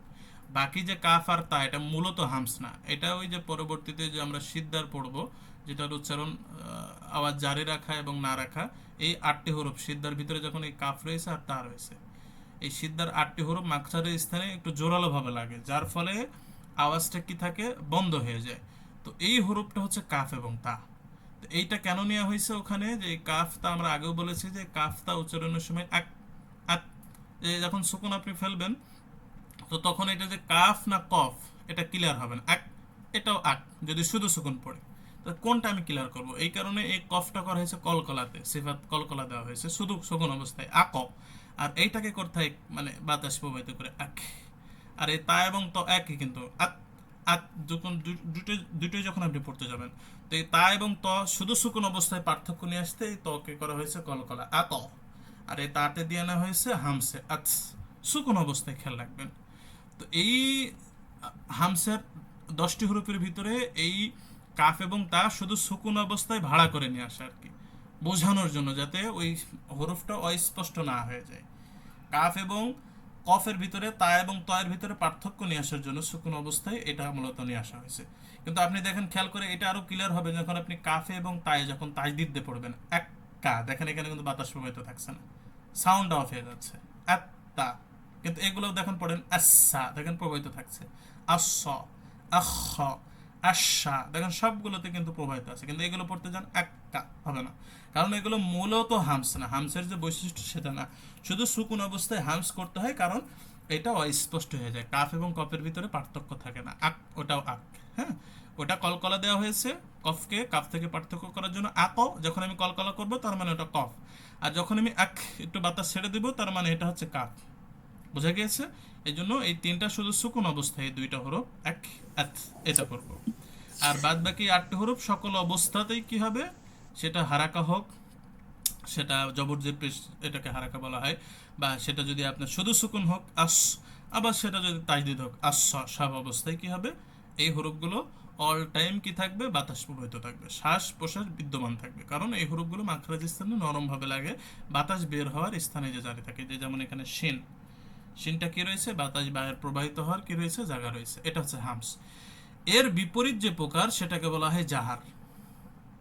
এর বিপরীত মানে আগে আমরা পড়লাম প্রবাহিত থাকা, আর এর বিপরীত হচ্ছে অপ্রবাহিত থাকা, বন্ধ হয়ে যাওয়া। জাহর এমন একটি সিফাত যে হরফগুলো উচ্চারণ করার সময় নিঃশ্বাস বাতাস বন্ধ থাকে, জারি থাকে না, এবং মাখরাজের স্থানে এটা জোরালো শক্তভাবে স্পর্শ করে, যার ফলে বাতাস বাহির হওয়ার এটা থাকে না, কঠিন হয়ে যায় আর কি। শ্বাস প্রশ্বাস বা আওয়াজও সাধারণত অনেক ক্ষেত্রে এটা বেশিরভাগই বন্ধ হয়ে যায় আর কি। তো এই হরফগুলো, জাহারের হরফগুলো যেহেতু বাতাস প্রবাহিত হয় না, তো যার ফলে এটা একটা ফিসফিসানি থাকে না, অস্পষ্ট থাকে না, খুব ক্লিয়ার ভাবে উচ্চারণ হয়। যেমন এই হরফগুলো হচ্ছে ওই 10টি বাদে সবগুলো আর কি, আ, বা, তা যদি আপনি সুকুন দিয়ে পড়েন, হ্যাঁ, আ, আবে, আজে, আদে, আজ, আর, এগুলো উচ্চারণ করেন, দেখেন যে আপনার কিন্তু বাতাস প্রবাহিত থাকছে না। এটা কখন আপনি বুঝবেন, আপনি বেশিরভাগ বুঝতে পারবেন সুকুন অথবা তাজদিদ দিয়ে বুঝলে আরো বেশি ক্লিয়ার হয়। আ, ত, দেখেন বাতাস নাই, আ, বাতাস নাই, আ, গ, বাতাস নাই, আ, ক, বাতাস নাই, ঠিক আছে, আইয়া, বাতাস নাই। তো এই তাজদিদ যখন আপনি দেখবেন, দেখেন এখানে একটারও কিন্তু বাতাস প্রবাহিত হবে না, এবং বাতাস প্রবাহিত করলে কিন্তু ওটা সিফাত অন্যদিকে চলে যাওয়ার সম্ভাবনা থাকবে। বোঝা গিয়েছে? এই জন্য এটাকে, এই হরফগুলোতে কখনোই বাতাস নিয়ে আসা যাবে না। এই হরফগুলোকেই বলা হয় জাহার, মানে ওর বিপরীত, হামসের বিপরীত। এই হরফগুলো অল টাইম কি থাকে, এই হরফগুলো অল টাইম বাতাসটা বন্ধ থাকে, প্রবাহিত। আর আগের হামসের হরফগুলো, বিশেষ করে ওই 8টি হরফের ভিতরে অল টাইম বাতাস জারি থাকে, শুধু কাফটায় সুকুন অবস্থায় কি থাকে, বাতাসটা অফ থাকে। এই সুকুন অবস্থায় জারি রাখতে হবে, বাকি টাইমে কি থাকে, এই জাহারের মতো উচ্চারণ করতে হবে, বাতাস প্রবাহিত থাকবে না। কিন্তু শুধু ওই কাফ এবং তার সুকুনের ক্ষেত্রে, কাফ এবং তার সুকুনের ক্ষেত্রে হামস, বাদ বাকি ক্ষেত্রে জবর হোক বা তাইদিদ হোক, সেই ক্ষেত্রে কিন্তু জাহার। বুঝতে পারছেন? মানে সেই ক্ষেত্রে বাতাস জারি থাকবে না, এটা খেয়াল রাখবেন। তো এর বিপরীত, এটা হচ্ছে বাতাস প্রবাহিত থাকা আর না থাকা, ওই বিপরীত প্রকার। একটা জিনিস একটু ক্লিয়ার করি একটু, আমি জিনিসগুলো সবগুলো বুঝতে পারছি। জাহর আর হামস, হামসে বলা আছে লুকানো বা ঢাকা। লুকানো ঢাকা বলতে কি বোঝাচ্ছে? এটা তো ফিস ফিস হচ্ছে, এটা লুকানো ঢাকা মানে ওই ওয়ার্ড দুটো আপনাকে কি বলেছে, আগেও বলেছি, এই আবিধানিক অর্থ ই করা যাবে না, মিন করা যাবে না, আচ্ছা, না পারিভাষিক ওইটা দেখতে হবে। কোনো বিষয়ে আবিধানিক দেখবেন, আবিধানিক একটা বিষয় হতে পারে, ওই দিকে লক্ষ্য করে। লুকানো ঢাকা মানে এটা, এই হামস সাধারণত এর শাব্দিক অর্থ লুকানো ঢাকা, এই উদ্দেশ্যে এই হামসটা রাখা হয়েছে এই কারণে যে হরফগুলো উচ্চারণ করার সময় সাধারণত এই একটু লুকানো মতো হয়ে যায়, অস্পষ্ট থাকে আর কি। হ্যাঁ, তাই না? জাহারের মতো তো স্পষ্ট থাকে না, এই কারণে এটাকে হামস বলা হয়। হ্যাঁ হ্যাঁ হ্যাঁ, ওটা বুঝতে পারছেন? আবিধানিক কচকচা দিক থেকে একেবারে। একটু ইয়ে আছে, বোঝা যায় যে এটা মানে এই, তো আচ্ছা, এই শব্দের মূল দেখতে হবে পারিভাষিক। হ্যাঁ, ঠিক আছে, এটা ক্লিয়ার। এই জন্য আমি নিঃশ্বাস জানি, কিন্তু ওইটা বলছে নরম হাতলা, বুঝতেছি যে আবিধানিক এটা দেখা যাবে না কখনো, তবে পারিভাষিক এই আবিধানিক অর্থের দিক থেকে কিছুটা মিন বোঝায়। যেমন সিদ্ধ অর্থ শক্তি, সবলতা, প্রচন্ডতা, মানে এটা জি। মাখরাজের স্থানে খুব শক্তভাবে লাগে, হ্যাঁ, সবলভাবে স্পর্শ করে। হুম, হুম, এই হুম, কারণে হুম। এই সিফাতের নামটা রেখা হয়েছে সিদ্ধা। মূলত কি কারণে রাখা হয়েছে? এই সিদ্ধার অর্থে শক্তি আর কি, সবলতা, প্রচন্ডতা। বুঝা গিয়েছে? এটা হচ্ছে আবিধানিক, কিন্তু মূল দেখতে হবে পারিভাষিক। আচ্ছা, আমরা এখন আসি, সেটা হচ্ছে দ্বিতীয় বিপরীত প্রকার, সিদ্ধা রাখা এবং তাহাজ্জুদ, যার আলোচ্য বিষয় হচ্ছে আওয়াজ জারি রাখা, বন্ধ রাখা এবং মধ্যম করা। এটা হচ্ছে আওয়াজ নিয়ে, সাউন্ড নিয়ে, সবাই খেয়াল রাখবেন। আগেরটা আমরা হামজাহরে পড়লাম কি, বাতাস, শ্বাস প্রশ্বাস, নিঃশ্বাস, এইগুলা নিয়ে। আর এই আমরা দ্বিতীয় বিপরীত প্রকারের সিদ্ধা রাখা তাহাজ্জুদে পড়বো আওয়াজ জারি রাখা, বন্ধ রাখা, এই বিষয় নিয়ে। ঠিক আছে? তো প্রথমে আছে সিদ্ধা, যেটার মূল বিষয় হচ্ছে যে এটার আওয়াজটা বন্ধ রাখা, এক কথায়। মানে এই হরফগুলো মাখরাজের স্থানে এমনভাবে স্পর্শ করে, এবং এই স্পর্শের ফলে কোনো জায়গা বাকি থাকে না যে যেখান থেকে আপনার কি হবে, আওয়াজটা প্রবাহিত থাকবে যখন আপনি পড়বেন। যেমন এখানে এক্সাম্পল দেওয়া হয়েছে কাফের ক্ষেত্রে, এটা বুঝতে পারবেন। যেমন আপনি যদি তাই দিতে নিয়ে আসেন আক্কা, যেমন এমন ভাবে এই উপরে প্লেটে লাগছে যে ওখান থেকে ভোকাল কর্ড থেকে যে এখানে আওয়াজটা জারি থাকবে, মানে বের হবে এমন কোনো জায়গা নেই। ঠিক আত্তা, আপনি যদি পড়েন আক ক, ঠিক একই সেম, মানে এমনভাবে জোরালো স্পর্শ করবে, একেবারে প্লেটের সাথে লেগে যাবে বা সেই স্থানের সাথে এমনভাবে লেগে থাকবে সবলভাবে, যে বাতাস যে প্রবাহিত হবে। সাধারণত এই 8টি হরফে বাতাসও প্রবাহিত হয় না, সাউন্ডটা হবে না, বাতাসও থাকবে না। খেয়াল রাখবেন যে 8টি হরফে বাতাসও প্রবাহিত হয় না। যে হরফে আওয়াজ বের হবে না, এক কথায় যে হরফে আওয়াজ বের হবে না, সেই হরফে বাতাসও বের হবে না। তবে এই বাতাস বাহির হয় তা এবং কাফে কেন, যে এটা করে নেওয়া হয়েছে, যে বাতাস বাহির করে এটা স্পষ্ট করার জন্য, যাতে অস্পষ্ট না হয়ে যায়। মূলত হয় না, আপনি যদি এটা তাজদিদ নিয়ে আসেন বাতাস বাহির হবে না, কিন্তু শুধু সুকুন অবস্থায়। মূলত এই আওয়াজের বৈশিষ্ট্য হচ্ছে আওয়াজ বন্ধ রাখা, আর যেই হরফে আওয়াজ বন্ধ থাকে সেই হরফে বাতাসও বন্ধ থাকবে। খেয়াল রাখবেন, সেই হরফে বাতাসও বন্ধ থাকবে। এটার সাথে জাহারেলের খুব রিলেটেড আছে আর কি। এই হরফগুলোর সাথে যখন আপনি পড়বেন আ আ আজ্জা, দেখেন খেয়াল করেন, আদ্দা, খেয়াল করেন, আক ক, আক ত, আব্বা, সব দেখেন আপনি খেয়াল করেন সবগুলোতে। এবং খেয়াল রাখতে হবে যে এখানে এক আলিফ পরিমাণ সাউন্ডটা অফ রাখতে হবে। যখন আপনি পড়বেন তাব্বাত, তাব্বাত, দাক্কা, দাক্কা, এইভাবে ধরে রাখতে হবে, কুইকলি যাওয়া যাবে না, সেটা এক্সেলাস হয়ে যাবে। এটার বৈশিষ্ট্যই হচ্ছে বন্ধ রাখা, এই জন্য তাইদিদ অবস্থায় সবসময় এটা ধরে রাখতে হবে। এর বিপরীত হচ্ছে রাখা। রাখা অর্থ মানে এটার বিপরীত, যে এটার আওয়াজটা অল টাইম জারি থাকে। এটার কারণ কি, যে রাখার হরফগুলো উচ্চারণের সময় ওই যে আমি আগে বললাম যে সিদ্ধার হরফগুলো এমন জোরালো ভাবে লাগে যেটা লেপটে যায় আর কি, আওয়াজ বাইরে হওয়ার কোনো অ্যাওয়ে থাকে না। কিন্তু এই রাখাওয়া, এই 16টি হরফ রাখার, যে হরফগুলো মাখরাজের স্থানে এমনভাবে নরমভাবে স্পর্শ করে, যার ফলে ওই হরফগুলো আওয়াজ বাইর হওয়ার জায়গা থাকে। যখন এখানে এক্সাম্পল দেওয়া আছে শিনের, এই ভোকাল কর্ড থেকে শিনের মাঝে কোনো এমনভাবে প্লেট কোনো কোথাও লাগানো নাই যে যেখান থেকে আওয়াজটা আটকে, মানে আওয়াজটা আটকে যাওয়ার কোনো মাধ্যম আছে, সম্পূর্ণরূপে ফাঁকা, যার ফলে এখান থেকে আওয়াজটা কি হয়ে যায়, বাহির হয়ে যায়। তো এইটাই হচ্ছে রাখা। এবং যেমন আপনি এটা বুঝতে পারবেন কি করে, আপনি তাই দিতে নিয়ে আসেন আহা, আহা, আও, ঠিক আছে, আহ, আশা, হ্যাঁ, আইয়া, খেয়াল করছেন? তবে এখানে একটা ইস্তার রয়েছে যে হরফগুলো একেবারে হামস এবং বলা যেতে পারে হচ্ছে রাখা, দুইটাই। যেমন আপনার এখানে সদ, এখানে হামসও আছে, আবার রাখা মানে বাতাস প্রবাহিত জায়গা রয়েছে। এইসবের ক্ষেত্রে একটু বেশি পরিমাণ আওয়াজটা ধরে রাখতে হবে। হ্যাঁ, আচ্ছা, একালে পরিমাণ পূর্ণ। তবে এর থেকে একটু কম করতে হয়, যেমন ঝা, এটা কিন্তু জাহর, এটা বাতাস প্রবাহিত থাকে না। তারপরে এই যে দদ, বাতাস প্রবাহিত থাকে না। এই যে গয়েন, বাতাস প্রবাহিত থাকে না। এই হরফগুলোতে, এই সদের ক্ষেত্রে যত বাতাস ধরে রাখবো, এই হরফগুলোতে এত ধরে রাখা যাবে না, বা হয় না সাধারণত, কারণ এগুলোতে বাতাস সাথে সাথে থাকে না। এই জন্য এটাকে একটু কম হয় ওর থেকে। ঠিক আছে, আল্লাহ, ঠিক আছে। তারপরে কই আজ্জা, একটু কম ওর থেকে। আর এটা পড়তে হবে ইনশাল্লাহ। তো আমি ইনশাল্লাহ চেষ্টা করবো এই বিশেষ করে আওয়াজ বন্ধ রাখা এবং জারি রাখা যে স্তর রয়েছে, প্রায় 4টার মতো স্তর রয়েছে, কোনো হরফে একদম ফুল আওয়াজটা জারি রাখতে হবে, কোনো এটা তার থেকে কম, এটা আমরা নেক্সট সংস্করণে দিতাম, এটা অ্যাড করে দেবো ইনশাল্লাহ। ঠিক আছে? তো এটা মনে রাখবেন যে এই হরফগুলো কি করতে হবে, আওয়াজটা সবসময় জারি রাখতে হবে, সেটা হয় সুকুন বা সেটা তাইদের, যে কোনো অবস্থায়। এটা হচ্ছে রাখা। আর এর মিডিয়াম একটা বিষয় রয়েছে, সেটা হচ্ছে তাওয়াসসুত। সেটা হচ্ছে এমন হরফ রয়েছে যে হরফগুলো একেবারে বন্ধ হয় না, আবার একেবারে ফুলভাবে জারেও থাকে না, তো সেই হরফগুলোকে বলা হয় তাওয়াসসুত হরফ। ঠিক আছে? আর এই হরফগুলো হচ্ছে লাম, নুন, আইন, মিম, র। এটা কেন তাওয়াসসুত? এটাও মাখরাজের পজিশনের কারণে, মানে এইটা একেবারে আটকেও যায় না মাখরাজের, আবার একেবারে কি থাকে না, মানে বলা যেতে পারে পুরোপুরিভাবে ফাঁকাও থাকে না, মানে রাখা হরফের মতো। যেমন এখানে র এর এক্সাম্পল দেওয়া হয়েছে, লামের এক্সাম্পল, যে উপরে প্লেটের সাথে এই জিহবার পার্শ্ব লেগে গেলেও পাশ দিয়ে দেখেন যে বাতাস প্রবাহিত, এই আওয়াজ বাইর হওয়ার কিন্তু জায়গা রয়েছে জিহবার পাশ দিয়ে। যেমন মিমের ক্ষেত্রে দুই ঠোঁট বন্ধ হয়ে গেল, নাক থেকে গুন্না বাইর হয়, এই যে নাকের গুন্না আওয়াজটা জারি থাকে, যার ফলে এখানে পুরোপুরিভাবে মিমে কি হয়ে যায় না, বায়ের মতো আওয়াজটা বন্ধ হয়ে যায় না। যখন আপনি সুকুন দিয়ে পড়বেন, এই হরফগুলো সুকুনে নিয়ে আসবেন সবসময়। আল, আন, দেখবেন মিডিয়াম পরিমাণ আপনাকে যা রাখতে হবে, অতিরিক্ত করা যাবে না। আম, আর এই মিমে একেবারে কমও দেওয়া যাবে না, আবার অতিরিক্ত বেশি করে গুণাও দেওয়া যাবে না, বিশেষ করে সুগুনের ক্ষেত্রে। তো এই 5টি হরফ আপনার খেয়াল রাখতে হবে, বিশেষ করে তেলাওয়াতের ক্ষেত্রে এই 5টি হরফের খুবই সৌন্দর্যতার দিক থেকে অনেকে অতিরিক্ত করে ফেলে, আবার বেশিরভাগ মানুষ কি করে, এইগুলোকে মূল সেবা দেয় না। র দ্রুত পড়ে যাচ্ছে, মিমে গুণা সে এক হারাকা, মানে এক হারাকা বলতে এক আলিফের অর্ধেক। মিম এবং নুনে সুকুন অবস্থায় আপনি যখন সূরা ফাতিহা পড়বেন, তখন পড়বেন আনআমতা, আনআমতা আলাইহিম গায়রিল মাগদুবি আলাইহিম ওয়ালা। এই যে এখানে মিমে গুন্না দিয়ে তারপরে যাবেন, এক হারাকা পরিমাণ, মানে হাফ আলিফ মনে গুন্না এখানে ধরে রাখতে হবে, না হলে এই সিফাতটা আদায় হবে না। যখন আপনি এই যে হালকা ধরে রাখবেন গুন্না নুনের ক্ষেত্রে, তখন অটোমেটিকলি আপনার তেলারটা সুন্দর চলে আসবে। আলহামদুলিল্লাহ, এই যে এই যে ধরে রাখলেন, এটাই সৌন্দর্য। আলহামদু এইভাবে পড়ে গেলে সৌন্দর্য আসবে না। ঠিক আছে? এটাই সিফাতের সৌন্দর্য, আপনি প্রয়োগ করেন অটোমেটিকলি সুন্দর হয়ে যাবে।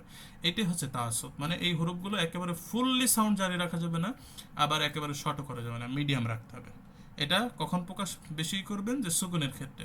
আর তাইদিদের ক্ষেত্রে বিশেষ করে নুন এবং মিমে, তখন ওটা অটোমেটিকলি একালি পরিমাণ গুণনা চলে আসে। হ্যাঁ, তবে লাম, আইন এবং রয়ের ক্ষেত্রে ওই এক হারে পরিমাণ। তাজদিদে যেমন আমরা যদি সিদ্ধা পড়ি আদা, যেমন ওখানে একালি পরিমাণ আমি মানে করতে হবে, বন্ধ রাখতে হবে। এই রেখার ক্ষেত্রে একালি পরিমাণ জারি রাখতে হবে। আর এখানের ক্ষেত্রে এক হারাকা পরিমাণ, মানে একালিপের অর্ধেক পরিমাণ জারি রাখতে হবে। আর র, আল্লাহ, ঠিক আছে, ধরে রাখবেন ইনশাল্লাহ। তো এইটা হচ্ছে আপনার সিদ্ধা, রেখা, তাওয়াসসুত, এইগুলো সব থেকে বেশি বোঝা যায় বললাম কিসে, আপনি যখন তাইদিদে নিয়ে আসবেন আর কি, এটার আলোচ্য বিষয়। আর এখন আমরা যেটা পড়বো তৃতীয় বিপরীত প্রকার। আমি বলেছি যে 3টা বিপরীত প্রকার সব থেকে ইম্পর্টেন্ট, এইটা আপনাকে ক্যাচ করতে হবে। তার ভিতরে সর্বশেষ যেটা, সেটা হচ্ছে ইস্তেলা এবং ইস্তেফাল। তো ইস্তেলা এর আবিধানিক, মানে ইস্তেলা এবং ইস্তেফালের আলোচ্য যে বিষয়টা, সেটা হচ্ছে মোটা পাতলা, এক কথায় খেয়াল রাখবেন, মোটা এবং পাতলা করা। মোটা বলতে স্টাইলের, পাতলা বলতে স্টাইলের। তো স্টাইলের হরফগুলো যেটা উচ্চারণ হয়, সেটা হচ্ছে ইস্তেলা। যে হরফগুলো মোটা উচ্চারণ হয়, এক কথায় সব হরফগুলো উচ্চারণ হয়। কারণ কি, এটা হচ্ছে এই ইস্তেলা হরফগুলো উচ্চারণের সময় এই 60টি হরফে, ইস্তেলা হরফ হচ্ছে 60টি, এই 60টা হরফ উচ্চারণ করার সময় জিহ্বার গোড়াটা উপরের দিকে উঠে যায়। যেমন এখানে এক্সাম্পল দেওয়া হয়েছে কফের ক্ষেত্রে, এই যে দেখেন একেবারে জাজরুল লিসান, জিহ্বার গোড়াটা উপরের তালুর সাথে লেগে গেছে। আপনি যখন পড়তে যাবেন ল একে ল, দেখেন যে জিহ্বার গোড়া অল টাইম উপরের দিকে তুলতে হবে। আপনি যদি তে না পড়ে আপনি যদি জিহ্বার গোড়া নিচে রাখেন তাহলে ওইটা হয়ে যাবে কি রা, ওই যে জালের ওইটা হয়ে যাবে। যদি আপনি উঁচু না করে যদি আপনি কি পড়েন তা পড়েন পড়েন তাহলে এটা তা হয়ে যাবে। এখন তা আর তয়ের ভিতর পার্থক্য করতে হলে জিহ্বার গোড়াটা উঁচু করতে হবে। তো এই জিহ্বার গোড়া উঁচু না করলে এই সিফাতটা না আদায় করলে তা হয়ে যাবে। এই জন্য এই সিফাত প্রকারগুলো খুবই ইম্পর্টেন্ট, খেয়াল রাখবেন। তো অটোমেটিকলি সবসময় এই 7টা হরফে কি করতে হয়, স্টাইলে পড়তে হয়, সবসময় জিহ্বার গোড়া উঁচু থাকে। এর ভিতর আবার আর একটা হরফ আছে ম্যাক্সিমাম ক্ষেত্রে, সেটা হচ্ছে র হরফে ম্যাক্সিমাম ক্ষেত্রে জিহ্বার গোড়া উঁচু রাখতে হয়। ওটা কিন্তু বেশিরভাগ ক্ষেত্রে রটা মোটা হয়। র আর আর রহমানি যখন আপনি পড়বেন, আর রহিম, হ্যাঁ, সবসময় কিন্তু ওই হরফটা রব্বিল, দেখেন র সবসময় উঁচু করে পড়তে হবে। তো রটা ম্যাক্সিমাম ক্ষেত্রেই আপনার মোটা হবে। হ্যাঁ, তো র এখানে ধরা যায়। তবে র কিছু কিছু ক্ষেত্রে যেহেতু পাতলা করে পড়তে হয়, এরই মানে এই স্টাইলে পড়তে হয়, তো সেই ক্ষেত্রে র এই জন্য এর ভিতরে নিয়ে আসা হয়নি আর কি। হ্যাঁ, এটা খেয়াল রাখবেন। এই যে এখানে আমরা আলোচনা করেছি র এবং আলিফ এবং লাম, কারণ বেদে যেমন লাম আমরা আল্লাহ যখন আমরা পড়বো আল্লাহ শব্দে, তখন এটা পড়বো। হ্যাঁ, তো লামও কখনো কখনো পড়তে হবে। তো সেই ক্ষেত্রে এই হরফগুলো অস্থায়ী, যে আমি বললাম যে এটা আমরা ষষ্ঠ অধ্যায়ে আলোচনা করবো। হ্যাঁ, তো যেই হরফগুলো সাধারণত মোটা হয়, স্টাইলে পড়তে হয়, তার আমি বলেছিলাম যে এই স্টাইলের মোটার আবার স্তর রয়েছে। তো সর্বোচ্চ মোটা যেখানে করতে হয়, যদি আপনার ওই হরফগুলোর পরে যদি কি থাকে, জবর মানে মাদের আলিফ থাকে, মানে মাদ হয়, যদি এক আলিফ পরিমাণ মাদ, বা যেটাই হোক না কেন, একের পরে আপনি যতই হোক না কেন, যদি 4 আলিফ হয়, 3 আলিফ হয়, 2 আলিফ হয়, কোনো সমস্যা নেই। যেমন স, ল, এটা সর্বোচ্চ পরিমাণ মোটা হবে। এরপরে হবে যদি শুধু জবর থাকে, হ্যাঁ, স, দ, ত, এর পরবর্তী স্তর। এবং তৃতীয় স্তরে যদি শুধু পেশ থাকে, সো, দো, তো, ওর থেকে এর একটু কম মোটা হবে আর কি। তার থেকে কম হবে চতুর্থ স্তরে, সেটা হচ্ছে যদি জবরের পরে মানে ইস্তেলা হরফগুলো সুকুন থাকবে, তার আগে জবর অথবা পেশ থাকলে, যেমন আস, ওখ বা ওখস যদি আপনি পড়েন ওস, তাহলে সেটা এর চতুর্থ স্তরে। পঞ্চম স্তরে যদি ইস্তেলা হরফ সুকুন বিশিষ্ট এবং তার হরফ আগের হরফে যদি জের থাকে, তা যেমন এস, এবং একেবারে সর্বশেষ যে মোটা হয়, নিম্ন মোটা, সবচেয়ে কম মোটা যেটা হয় যদি ইস্তেলা হরফে জের থাকে, সি, দি, তুই, এটা খুবই কম বোঝা যায়। হ্যাঁ, যে সি এবং সিনের ভিতরে পার্থক্য একটু কম হয়, তবে প্রকাশ পেতে হবে। যেমন সিতে সি এটা পাতলা, আর সি এটা একটু মোটা, পার্থক্য নিয়ে আসতে হবে, তবে কম পার্থক্য হয়ে যায়। জবরে যত হয় সেটা জেরে ততটা আসবে না। হ্যাঁ, তো এই হরফগুলোকে, যে হরফগুলো সবসময় মোটা হয়, সেটাকে মুকাফফাম হরফুল মুফাক্কাম বলা হয়। তো এটা আমরা সাধারণত যখন আমরা আলোচনা করব তাফকিম বলবো, যে তাফকিম করতে হবে মানে মোটা করতে হবে, যেটা আমরা সাধারণত এতদিন পড়ে এসেছি। বলবো না, ওটা ফার্সি, আমরা বলবো তাফকিম। আর যদি বলা হয় তার্কিক করে পড়তে হবে, তার মানে ওটা হচ্ছে পাতলা করে। তাফকিম এবং তার্কিক এটা আলোচনা হবে। তো যে হরফগুলো তার্কিক হয় সেটাকে হরফুল মোরাক্কাক বলা হয়। হ্যাঁ, এখানে আলোচনা করা হয়েছে। আর এর বিপরীতে যে বললাম যে ইস্তেলা, যেটা স্টাইল হয়, মোটা হয়, ওর বিপরীতে ইস্তেফাল, যে হরফগুলো সবসময় পাতলা হয়, স্টাইলের হয়। কারণ এই হরফগুলো ওই হরফের মতো জিহ্বার গোড়াটা উপরের দিকে থাকে না, নিচের দিকেই থাকে অল টাইম, যার ফলে এই হরফগুলো কি হয়, এর মতো হয়। যেমন আ, বা, তা, সা, জা, হা, হ্যাঁ, দা, হা, খ। র ক্ষেত্রে কি হয়, জবরের ক্ষেত্রে উপরের দিকে উঠে পড়তে হয়, তো সেই ক্ষেত্রে রটা ভিন্ন। এবং লামটা বেশিরভাগ ক্ষেত্রে, রটা মনে রাখবেন যে র বেশিরভাগ ক্ষেত্রেই মোটা হয়, র। আর লাম বেশিরভাগ ক্ষেত্রে শুধু আল্লাহ শব্দ ব্যতীত বাদ বাকি সকল স্থানে লামটা কি পড়তে হবে, পাতলা করে পড়তে হবে। হ্যাঁ, আল্লাহ তাআবুদু, আপনি যদু আগের হরফে জবর থাকুক না কেন, ওটাকে পড়তে হবে আল্লাহ তাআবুদু। হ্যাঁ, ইল্লাল্লাযিনা যত আপনি পড়ুন না কেন, হ্যাঁ, আপনার সব ক্ষেত্রে কি হবে, লামটা পাতলা হবে। শুধু আল্লাহ শব্দের আগে যদি জবর পেশ থাকে, আল্লাহ, হ্যাঁ, উল্লাহ, যেটাই থাকুক না কেন আপনার, সেই ক্ষেত্রে ওটা পাতলা হবে। তো এটা মনে রাখবেন যে বেশিরভাগ ক্ষেত্রেই 3টা হরফ ব্যতীত সবই কি হবে, সা, শা, ফা, এই 3টা হরফ কখনো পাতলা পড়তে হবে, কখনো মোটা পড়তে হবে, এটা খেয়াল রাখবেন। তো ইস্তেফাল, এটা হচ্ছে ইস্তেলা এবং ইস্তেফাল। তো আমরা যেই প্রকারগুলো শেষ করলাম, এই 3টা বিপরীত প্রকার, এই 3টাতে বেশি ফোকাস দিবেন। আর এই পরবর্তী যেটা আমরা আসছি, চতুর্থ বিপরীত প্রকার ইদবাক ইনফিতা, যেটা হচ্ছে জিহ্বার তালো মিলানো এবং না মিলানো উপরের দিকে আর কি। তো ইদবাকে সাধারণত উপরের দিকে এই স, দ, ত, দ জিহ্বার গুড়ার সাথে উপরের দিকে ওই হরফগুলো উঠে যায়, এজন্য একটু বেশি মানে মোটা হয়। তা আপনি মাখরাজ যখন ইউজ করবেন অটোমেটিকলি ওটা উঠে যাবে আর কি। তো সেই ক্ষেত্রে আপনার একটু বেশি মোটা হবে। আর ইনফিতা মানে আবার অংশ সাধারণত নিচে থাকে, আ, বা, তা, থা, হ্যাঁ, খতে জিহ্বার গুলো উঁচু হলেও সাধারণত আগের অংশ নিচের দিকে পতিত থাকে, এটা মাখরাজের স্থানের কারণে। তো যার ফলে এটা অত মোটা হয় না আর কি, সদ, দ, তয়ের মতো আর কি। যেহেতু আগার অংশ নিচের দিকে পতিত থাকে, এই কারণে এটা ইনফিতাহ, মানে উপরের প্লেট এবং নিচের প্লেটের সাথে পার্থক্য রয়েছে, মানে ফাঁকা রয়েছে, এই জন্য এটা ইনফিতার ভিতরে নিয়ে আসা হয়েছে। তো এটা অটোমেটিকলি হয়ে যায়। আর পঞ্চম বিপরীত প্রকার যেটা আজকে পড়লাম, আব্দুল্লাহ ভাই খেয়াল রাখেন, সেটা হচ্ছে ইদলাক এবং ইসমেত, যেটা দ্রুত এবং ধীরগতি উচ্চারণ হওয়া। তো ইদলাকের হরফগুলো এই যে ফা, র, মিম, লুম, লাম এবং বা, এই 6টি হরফ খুব দ্রুত গতিতে উচ্চারণ হয়, কারণ এই হরফগুলো ঠোঁটের কিনারা, জিহ্বার কিনারা থেকে উচ্চারণ হয়। যেমন ফা, র, মিম, নুন, লাম, বাম, যেন পড়তে যেন ফাররোমিল্লুব, একসাথে একত্রে মনে রাখার সূত্র ফাররোমিল্লুব, খুবই ইজিলি ভাবে উচ্চারণ হচ্ছে। তো এটা মাখরাজের স্থানের কারণে। আর অন্যান্য হরফগুলো এর বিপরীত হচ্ছে ইসমাত, যেগুলো একটু ধীর গতিতে উচ্চারণ হয়, কারণ এই হরফগুলো সাধারণত ওই মাখরাজের স্থান থেকে দূরে, মুখ এবং ঠোঁটের থেকে দূরে। যেমন আপনি যখন হা উচ্চারণ করবেন, আইন উচ্চারণ করবেন, হা উচ্চারণ করবেন, দেখবেন এটা সাধারণত একেবারে ওই গলার দিকে, ওখান থেকে উচ্চারণ করে আসতে একটু টাইম লাগে, ধীর গতি লাগে, যার ফলে এই হরফগুলো একটু ধীর গতি এবং স্পষ্ট, মানে ফাররোমিল্লুব এটা তো দ্রুতভাবে হয়, হ্যাঁ, আর এগুলো একটু মজবুতের সাথে আসে, হ্যাঁ। তো এটা একটু গ্রামাটিক্যাল রুল, কারণ হচ্ছে ওটা মাখরাজের স্থানের কারণে দ্রুত এবং পাতলা হয়। তো সাধারণত আরবি হরফের ভিতরে যদি 3 হরফের ভিতরে সব থাকতে পারে, ইদলাকও থাকতে পারে, ইসমাতও থাকতে পারে। দেখা যাচ্ছে 3 হরফ বিশিষ্ট কোনো হরফে, যেমন ফাআলা বা যেটাই হোক না কেন, কারোমা যেটাই হোক না কেন, দেখা যাচ্ছে এই হরফগুলো আছে, হ্যাঁ। ফাতাহা, বিশেষ করে বাবে ফাতাহা আফতাহ থেকে বেশিরভাগ ইসমাতের হরফগুলো আসে।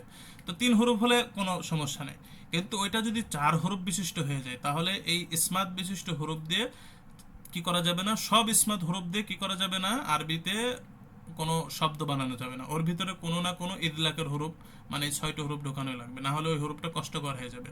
এই কষ্টকর হয়ে বলে আরবিতে কোনো এমন হরফ নেই, যদি থেকে থাকে সেটা ভিন্ন কোনো ভাষা থেকে আসছে। যেমন একটা শব্দ আছে আস এবং আস, আস আস, উচ্চারণ করতে দেখুন যে 2টা আইন এবং সদ, উচ্চারণ করতে দেখুন কত কষ্ট। তো আরবিতে এমন কষ্টের কোনো লেটার নেই, কিন্তু আরবিতে আছে, তবে ওই শব্দটা মূলত আরবি না, ভিন্ন ভাষা থেকে আসছে, এই কারণে আরবির ভিতরে ঢুকে আছে। তো মূল আরবিতে কখনোই এই 5 অথবা 4 বা 6, 7 হরফ বিশিষ্ট হরফের ভিতরে সবগুলো এটা থাকতে পারবে না, কোনো না কোনো হরফ এটার ভিতরে থাকবে। যেমন আমরা যদি বা সারা পড়ি, এখন ওখানে বা সা র, যে র রয়েছে, এই রর কারণে এটা উচ্চারণ সহজ হয়ে গেল, কঠিন হয়নি। ঝালঝালা, দেখেন ওখানে লাম রয়েছে, এটা উচ্চারণ করতে সহজ হচ্ছে। কিন্তু সব যদি ইসমাত থাকতো তাহলে অত সহজ হতো না। যেমন আমরা যদি পড়ি আস আস, দেখেন খুব কঠিন, বুঝতে পারছেন? তো এটা একটা গ্রামাটিক্যাল রুল, এই কারণে অনেকে বলেছেন যে ইসমাত এবং ইদলাকটা হচ্ছে গ্রামাটিক্যাল বিষয়, যে 4 অথবা 5 হরফ বিশিষ্ট কোনো হরফের ভিতরে ইসমাত থাকতে পারবে না, সব কোনো না কোনো ইদলাকের হরফ থাকতে হবে, না হলে ওটা আরবি মূল হরফ হবে না, অন্য কোনো শব্দ থেকে হবে আর কি। ঠিক আছে, যদি আরবি শব্দ বানাতে চায় তাহলে সেটা ভুল হবে। তো তবে এর একটু বিশেষত্ব রয়েছে যে ইদলাকের হরফ এটা অটোমেটিকলি একটু দ্রুত হয় আর কি, স্বাভাবিক কারণে, মাখরাজের যেহেতু একেবারে কিনারা, আর এগুলো একটু কি হয়, একটু ধীর গতিতে আসে, এটা একটু দূরের স্থান মাখরাজের, যার ফলে এই হরফগুলো একটু ধীর গতিতে হয়। এটার এর বিশেষত্ব আছে যে ধীরে এবং আস্তে আর কি, স্লো এবং আপনার ফাস্ট, এই আর কি। এটা হচ্ছে মুতাদাদ্দা শ্রেণীর। তো মুতাদাদ্দা শ্রেণীর ভিতরে এই, আর আমরা কোরবানির পরে বিশেষ করে এই হরফগুলো বিভিন্ন হরফের ক্ষেত্রে একাকী আসে আর কি, হ্যাঁ, লেগে থাকে কোনো হরফে, যে বিশেষ করে প্রত্যেকটা হরফের ভিতরে 5টি সিফাত থাকে, তবে কোনো হরফে 6টি থাকে, 7টি থাকে, তখন ওই এই সিফাতগুলো যদি অ্যাড হয়, হ্যাঁ, যেমন রয়ের ভিতরে 7টি সিফাত রয়েছে, রয়ের ভিতরে তাকরারটা অ্যাড হয়েছে, আর এই যে আপনার ইনহিরাফটা অ্যাড হয়েছে, যার ফলে 2টা সিফাত অ্যাড হওয়ার কারণে রটা হয়ে গিয়েছে মোট 5 আর 2 7। তো মোটামুটি প্রত্যেকটা হরফের ক্ষেত্রে এই 5টা সিফাত থাকবে। 5টা সিফাত বলতে একেবারে জাতগতভাবে যে 5টা, মানে এই 5টা বিপরীত ভিতরে নয় হামস হবে না জাহর হবে। তো যদি জাহর থাকে, এর ভিতরে যদি এটা রেখা থাকে, এই বিপরীত প্রকার যদি ইস্তেলা থাকে, এর ভিতরে যদি ইদবাক থাকে, ইদলাক থাকে, কোনো না কোনো থাকবে, তার মানে 5টা সিফাত 29 সূত্রের ভিতরে থাকবে। আর ওই 9টা প্রকারের ভিতরে যদি কোনো হরফের ভিতরে থাকে তাহলে সেটা অ্যাড, কোনোটা হয়তো একটা সিফাত রয়েছে সেক্ষেত্রে 6টা হবে, কোনোটা আরও রয়েছে সেটা হচ্ছে 7, যেমন রয়ের ক্ষেত্রে সব থেকে বেশি 7টা হয়, তবে এই 5টি সিফাত থাকবে আর কি। তো খেয়াল রাখবেন যে হাম, সিদ্ধা এবং এই ইস্তেলার যে প্রকারগুলো, হাম জাহর, সিদ্ধা রাখা হয় এবং ইস্তেলা ইস্তেফাল, এই 3টা বিপরীত প্রকার। একটা হচ্ছে বাতাসের সাথে, একটা আওয়াজের সাথে, আর একটা হচ্ছে মোটা পাতলার সাথে, হ্যাঁ, এটা বাতাস বন্ধ জারি, এটা আওয়াজ বন্ধ জারি, আর এটা হচ্ছে হরফ মোটা পাতলা। এই হরফ এই 3টা বিপরীত প্রকার খুবই ইম্পর্টেন্ট, এইটা প্রয়োগ না করলে পুরোপুরি নষ্ট হয়ে যাবে। ওই যে বললাম যে ত এবং তা, দুইটা যদি আমরা অ পড়ি তাহলে ওই তাটা নষ্ট হয়ে যাবে, দুইটাই যদি জিহ্বার গোড়া উঁচু করে পড়ি, আর দুইটা যদি জিহ্বার গোড়া নিচু রাখি তাহলে দুইটাই তা হবে, তো ত এবং তা পার্থক্য থাকবে না। ঠিক আছে? যদি আপনি সিদ্ধার হরফে যদি আপনি পড়েন, হ্যাঁ, যদি তাজদিদ দিয়ে পড়েন আব্বা, তো এখানে যদি আপনি কি করেন, ওই সাউন্ডটা না ধরে রাখেন, বন্ধ না করেন, তাহলে কি হয়ে যাবে আবা, তার মানে ওখানে ওই তাজদিদের যে এটা পুরোপুরি নষ্ট হয়ে যাবে আবা। আপনাকে ওখানে বন্ধ করতে হবে আব্বা, এটা না করলে তাজদিদের ওই যে সুকুন মূলত ওই বাটা পুরোপুরি বিলুপ্ত হয়ে যাবে। তো এই কারণে আওয়াজ জারি রাখা এবং হরফ মোটা পাতলা করা এবং বাতাস প্রবাহিত রাখা না রাখা, এই হরফের ভিতরে এই তিনটা বিষয় খেয়াল রাখতেই হবে। এই জন্য এই হরফগুলো একটু বেশি আপনারা মনোনিবেশ দিবেন, খেয়াল রাখবেন যে কোন হরফে আমার বাতাস থাকছে থাকছে না, কোনটায় রাখতে হবে। তেলাতের ভিতরে এই সিফাতগুলো বিশেষ করে এই মুতাদাদ্দা শ্রেণীর এই তিনটা বিপরীতে টোটাল 7টা বিষয় সিফাত আর কি, তাওয়াসসুদ ধরে 7টা সিফাত আপনাকে খুব গুরুত্বের সাথে দেখতে হবে। আর বাদ বাকি আপনার ওই যে গয়রে মুতাদাদ্দার ওটা কিছু বিষয় রয়েছে, ওর ভিতরে কিছু কিছু, সব ইম্পর্টেন্ট না, কিছু কিছু সিফাত ইম্পর্টেন্ট রয়েছে, সেটা আমরা ধরিয়ে দিব। তবে সিফাত আপনি তেলাওয়াতে ধরবেন কি করে, আমরা এই সিফাতগুলো যখন শেষ করব একেবারে 9টা প্রকার, আর আগে আমরা পড়লাম 11টা প্রকার, টোটাল 20টা প্রকার যখন শেষ করব, তখন যে আপনি তেলাওয়াতের সময় সিফাত ধরবেন কি করে, একটা হরফে কয়টি সিফাত রয়েছে, আপনি কিভাবে এটা জানবেন, এটা আমি একটা সূত্র শিখিয়ে দেবো। এই অনুযায়ী যদি আপনারা একটু চিন্তা করেন, তাহলে আপনার জন্য সিফাত জানা সহজ হয়ে যাবে ইনশাআল্লাহ তাআলা। তো আজকের ক্লাস আমাদের এই পর্যন্তই। তো আমরা ইনশাআল্লাহ কোরবানিতে আগামী সপ্তাহে ছুটি থাকবে, তার পরের সপ্তাহ থেকে আপনাদের ক্লাস শুরু হবে ইনশাআল্লাহ। তো এই সপ্তাহে আপনারা এই মুতাদাদ্দা শ্রেণী একেবারে ছোটস্থ করে ফেলবেন, কোনো বিষয় রাখবেন না, এবং এই মুতাদাদ্দা যেগুলো গয়রে মুতাদাদ্দা 9টা প্রকার আপনারা একটু দেখে আসবেন ইনশাআল্লাহ, পড়ে নেবেন ইনশাআল্লাহ। তো আজকের ক্লাস এই পর্যন্তই। আজকে যদি কোনো প্রশ্ন আপনাদের ভিতরে থাকে তাহলে করতে পারেন। জি